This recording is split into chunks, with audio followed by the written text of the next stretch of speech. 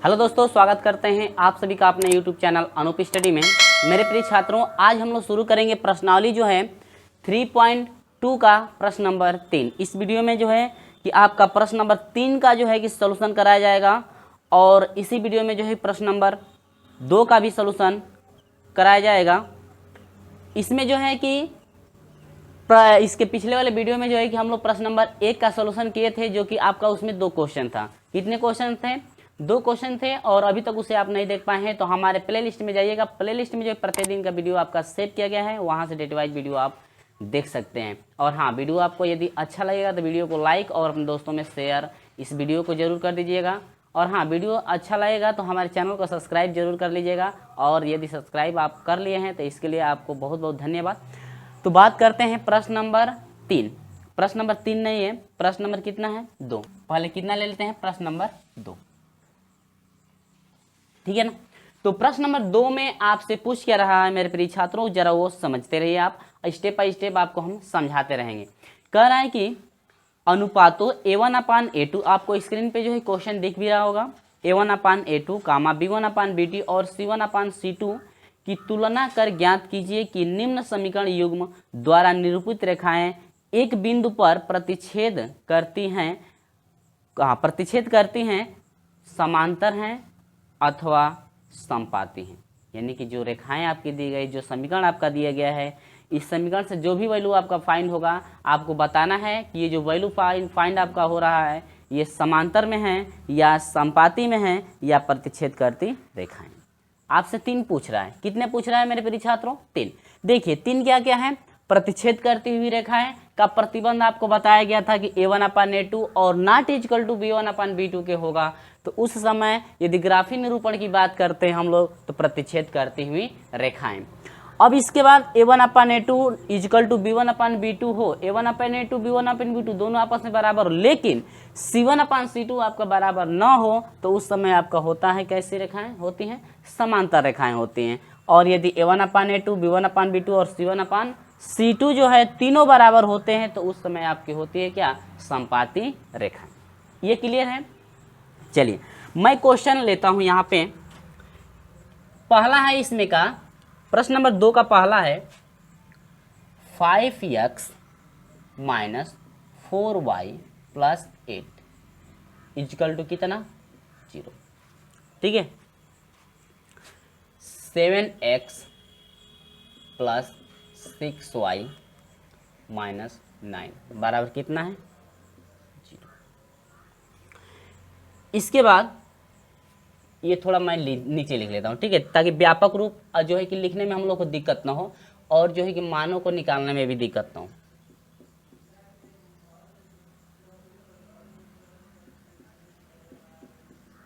ये समीकरण नंबर 1 हुआ मेरे प्रिय छात्रों। ये आपका हुआ समीकरण नंबर क्या? 2। जरा क्वेश्चन अपने बुक से आप लोग अच्छी तरह से मिला देंगे ताकि कहीं भी हम लोग का मिस्टेक ना हो, ठीक है।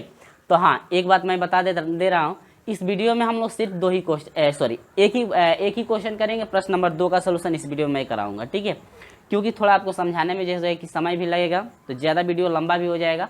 और अगले वीडियो में जो है प्रश्न नंबर 3 का सलूशन हम लोग करेंगे, ठीक है। चलिए कोई दिक्कत नहीं, इसमें प्रश्न नंबर 2 का सलूशन हम लोग करते हैं। इसके बाद अगले वीडियो में प्रश्न नंबर 3 का सलूशन स्टेप बाय स्टेप आपको समझाया जाएगा। तो चलिए मेरे प्रिय छात्रों, बढ़ते हैं अगले क्वेश्चन की तरफ। क्या कह रहा है? कह रहे कि प्रतिच्छेद रेखाएं, प्रतिच्छेदित करती रेखाएं और समपाती और संगत, यही ना तीनों आपको फाइंड करना है कि तीनों में से कौन समान है। तो सबसे पहले मैं बता दूं कि आपका जो है कि समीकरण दो समीकरण आपको लिखवाया गया था। तो समीकरण 1 है, ये है समीकरण नंबर 2। तो समीकरण 1 का व्यापक रूप क्या होता है? आपको पता ही होगा कि समीकरण 1 के लिए व्यापक रूप होता है, ये सब निकालने के लिए आपका व्यापक रूप होता है समीकरण 1 का A1x + B1y + C1 बराबर कितना होता है? 0। कन्फर्म है? तो A1 बराबर कितना मिला है?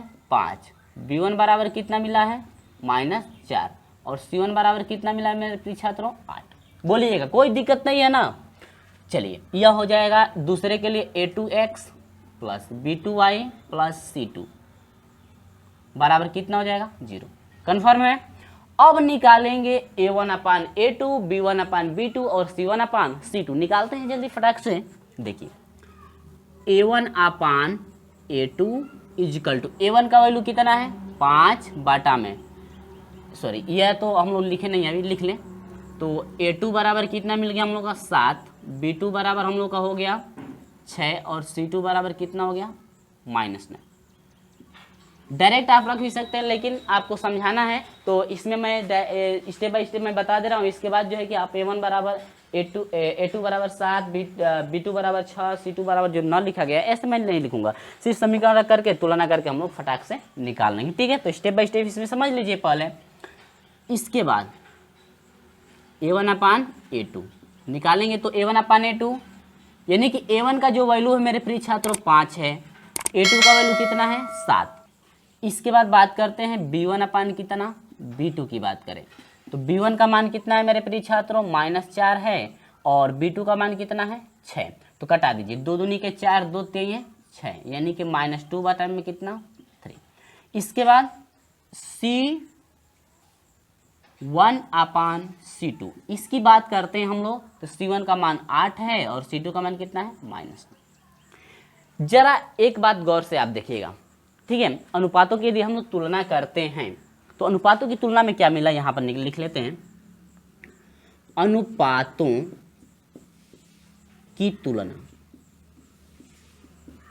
तो अनुपातों की तुलना में हम लोग देख रहे हैं तो हम लोग मिल रहा है कि 5/7 यानी कि A1 जो A2 है क्या यह B1/B2 के मान के बराबर है मेरे प्रिय छात्रों। ध्यान से देखिए, यानी कि A1/A2 यानी कि 5/7 है, क्या यह -2/3 के बराबर हो सकता है? नहीं हो सकता है ना, क्योंकि दोनों वैल्यू अलग अलग है तो बराबर कभी भी नहीं होता। यहां पर लिखेंगे नॉट इक्वल टू। आखिर में भाई क्यों बराबर नहीं हो रहा है, अब यहां पर लिख देते हैं क्योंकि A1/A2 यानी कि 5 में जो 7 है, 5 है कभी भी बराबर नहीं हो सकता है -2/3। यानी कि यदि आपसे कोई पूछता है कि ये बताइए, आप फटाक से A1/A2 और नॉट इक्वल टू B1/B2 कर दिए हैं, आखिर में आप क्यों किए हैं? इसलिए हम किए हैं कि 5/7 है कभी भी जो है कि -2/3 के बराबर नहीं होगा। ठीक है, इतना समझ में आया? ठीक है, अतः आपसे क्या पूछ रहा था, निरूपित ग्राफिक निरूपण ना। अतः यहां पर लिखिएगा आंसर में, अतः जब A1/A2 not equal to B1/B2 के होता है तो उस समय मेरे प्रिय छात्रों होता है ग्राफिक निरूपण में क्या, प्रतिच्छेद करती हुई रेखा। आपको सिर्फ आंसर में लिख देना है क्या, प्रतिच्छेद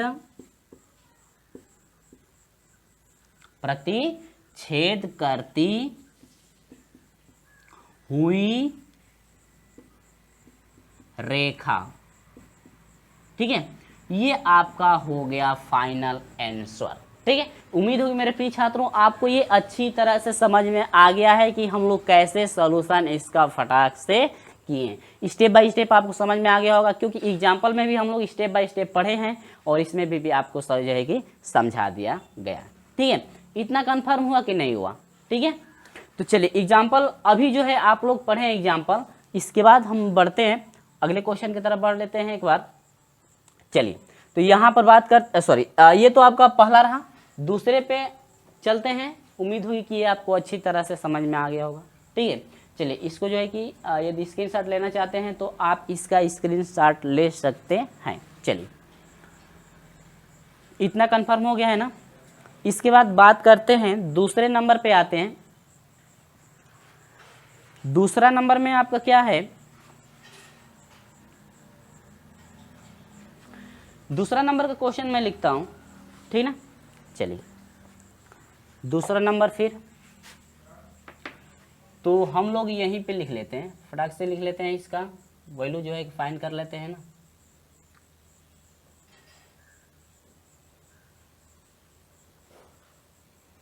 सिर्फ मैं इसको हटा दे रहा हूं, ठीक है।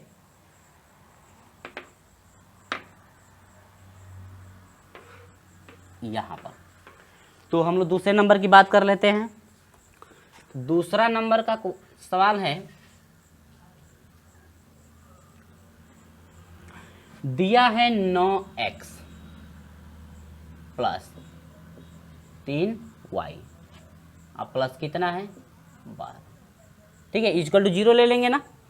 और इसमें दूसरा समीकरण है 18x प्लस 6y प्लस 24 बराबर 0। इतना तो कन्फर्म आपको हो रहा है ना, ठीक है। अब हम लोग उस सॉल्यूशन करना है, तो यहाँ पर सब कुछ हम रख दिए, सब कुछ यहाँ पर रख दिया गया है, सिर्फ आपको जो है कि स्टेप बाय स्टेप जो है कि हल करके हम दिखाएंगे। चलिए a1 का मान कितना है, डायरेक्ट रख दें क्या?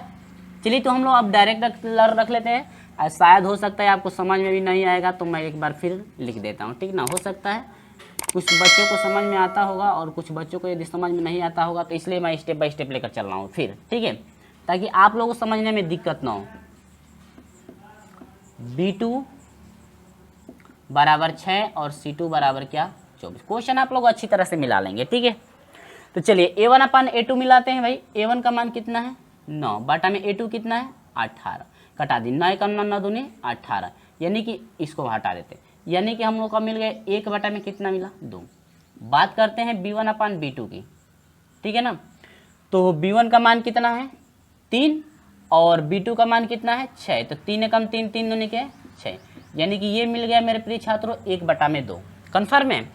अब बात करते हैं c1 अपान क्या c2, तो c1 अपान c2, c1 का मान कितना है 12, c2 का मान कितना है 24, तो 12 कम 12, 12 दूनी के 24, यानी कि 1 बटा में कितना मिल गया। तो अब जरा ध्यान दीजिएगा, कन्फर्म आपको हुआ क्या मिल रहा है, तुरंत ही आपको समझ में आ गया होगा कि हाँ इसमें से क्या होगा, यानी प्रतिच्छेद करती हुई रेखाएं होगी या समांतर रेखाएं होंगी या समपाती रेखाएं, आपको तुरंत समझ में आ गया होगा।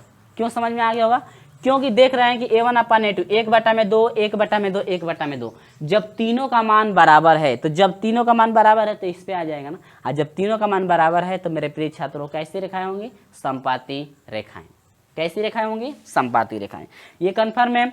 चलिए यहाँ पर लिखते हैं अनुपातों की तुलना कर लेते हैं भाई। a1 upon a2 is equal to है b1 अपान b2 के, इजकल टू है सॉरी b1 अपान b2 ना, c1 अपान किसके c2 के। तीनों तो मान बराबर है, अनुपातों की तुलना में हम लोग देख रहे हैं कि a1 अपान a2, b1 अपान b2 और c1 अपान c2 जो है तीनों मान बराबर है। आखिर में बराबर है तो कैसे आप लोग बराबर ले लिए वो भी तो देना है, क्योंकि 1 बटा में 2 बराबर 1 बटा में 2 बराबर 1 बटा में क्या 2, क्योंकि तीनों का जो मान निकला है ना आपका, तीनों का मान क्या है बराबर है। अब बराबर है तो यहाँ पर लिखेंगे कि अतः जब तीनों बराबर होता है तो आपका ग्राफी निरूपण में क्या होता है, समपाती रेखाएं होती हैं। कैसी रेखाएं होती हैं, समपाती रेखाएं, अतः समपाती रेखाएं। इतना तो आपको अच्छी तरह से समझ में आ रहा होगा, समपाती रेखाएं। कंफर्म हुआ, ठीक है। हाँ, और हाँ यदि आपको वीडियो अच्छा लग रहा है तो लाइक शेयर जरूर कर दीजिएगा। चलिए बढ़ते हैं अंतिम क्वेश्चन की तरफ, यानी कि इसका जो है तीसरा नंबर, इसका तीसरा नंबर हम लोग देखते हैं। इसके बाद आपको लेकर चलते हैं, आपको लेकर चलेंगे हम लोग अगले वीडियो में मिलेंगे प्रश्न नंबर 3 के साथ, ठीक है। कंफर्म हुआ ये इतना। चलिए बहुत ही अच्छी तरह से तो बात करते हैं अब आगे। इसको मैं हटा देता हूँ, ठीक है। तो संपाती संगत आप लोगों को अच्छी तरह से समझ में आ गया होगा। और हाँ, अभी तक आपको यदि कन्फ्यूजन इसमें हो रहा है तो आप जो है कि इसका जो एग्जाम्पल है, यानी कि प्रश्नावली जो है कि 3.2 का जो एग्जाम्पल है, यानी कि इसके पिछले वाले क्लास में जो आपका जो है कि 3.2 को स्टार्ट करने से पहले जो मैंने बेसिक चीज़ें बताया हुआ था, जो आपका ये अनुपातों की तुलना, रैखिक युग्म, ग्राफी निरूपण और बीजगणितीय निरूपण था, तो आप यदि उसे आप समझ लेते हैं तो उसमें आपको जो है कि सब कुछ बताया गया है, बेसिक से बताया गया है और स्टेप बाय स्टेप आपको अच्छी तरह समझाया भी गया है, ताकि वो चीज़ें आप समझ लेंगे तो इसमें आपको थोड़ा सा भी दिक्कत नहीं होगा। तो उम्मीद होगी फ्रेंड्स कि वो चीज़ें आप लोग पढ़ लिए होंगे। और हाँ, अभी तक उसे नहीं पढ़ पाए हैं तो डिस्क्रिप्शन में लिंक दे दिया जाएगा, आप वहाँ से जा सकते हैं, या हमारे प्लेलिस्ट में जाइएगा। प्लेलिस्ट में प्रत्येक दिन का सभी वीडियो आपको स्टेप बाय स्टेप मिलता रहेगा। चलिए, तो उम्मीद होगी ये चीज़ें समझ में आए। इसके बाद बढ़ते हैं हम लोग तीसरे नंबर पे। तीसरा नंबर ज़्यादा गौर से आप देखिएगा, ठीक है। चलिए इसको हटाते हैं। और हाँ, वीडियो आपको अच्छा लगा है तो वीडियो को लाइक शेयर जरूर कर दीजिएगा। हाँ क्लियर है। चलिए इसके बाद फिर मैं वैसे ही हटा देता हूँ, ठीक है। चलिए यहाँ पर हटा देते हैं इसको।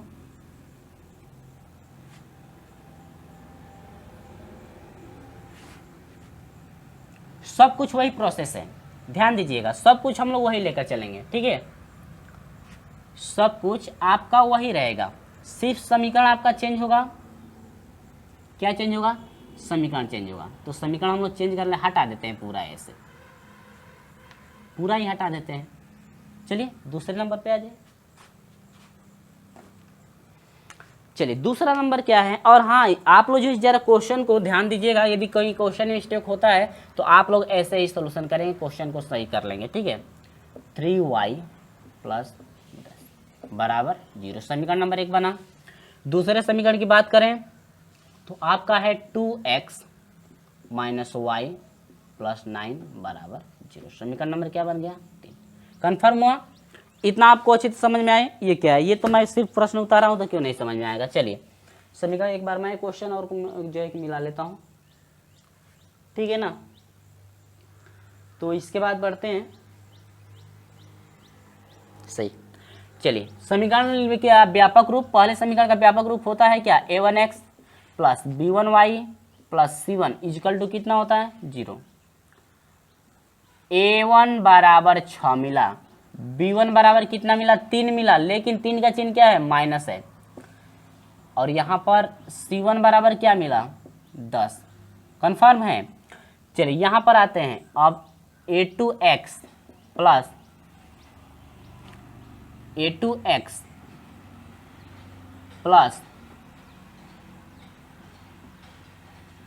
b2y + c2 = कितना है? 0। a2 का मान कितना है? 2। b2 y का गुणांक यहाँ पर कुछ भी नहीं रखा गया है, y का गुणांक वहाँ पर कुछ भी नहीं रखा गया है, तो कितना मानेंगे आप लोग? 1। कितना मानेंगे? 1, यानी कि माइनस है तो आप रखेंगे -1। c2 बराबर कितना है? 9। कन्फर्म है। चलिए a1/a2 को फाइंड कर लीजिए। a1/a2 को निकालेंगे तो a1 का मान बोलिएगा 6 है, बाटा में a2 का मान 2। 2 एकम 2, 2 3 है 6, यानी कितना मिला? 3। अब बाटा में हर नहीं है तो एक भी मान सकते हैं, एक नहीं मानेंगे तभी हर एक माना जाएगा ना, ठीक है। मैं रख दे रहा हूँ, कोई दिक्कत नहीं है।